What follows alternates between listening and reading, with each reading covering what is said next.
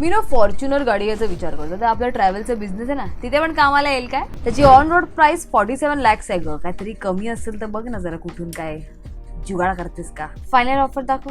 Final offer हे घे. अरे यावर तर तू आरामात 20 लाख रुपये वाचवू शकतोस. ते कसं बघ, 47 lakhचं ऑन रोड प्राइस आहे, ज्याच्यामध्ये एक शोरूम 39 lakhs आहे, बरोबर? आता ह्या 39 lakhs मध्ये 7.5 lakhsचं GST लागलं, तर तू ह्याचं इनपुट क्रेडिट घेऊ शकतोस.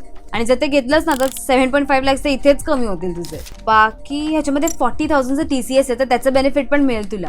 तर आपण पूर्ण जोडून बघितलं तर 8 लाख वाचतायत रे. बाकी तू 4 ते 5 वर्षामध्ये याला 100% अमोर्टाइज करू शकतोस. त्याचा तर तुला टॅक्स बेनिफिट पण मिळेल. 31.2% हिशोबाने तुझे 12 लाख तिथेच वाचतायत. तर 12 + 8 झाले ना 20 lakhs. ते तू आता काय बोलली? मॉर्टाइज काय कळलं नाही ते. BKFI ते मराठीला फॉलो केलं असतंस ना, ते सगळं कळलं.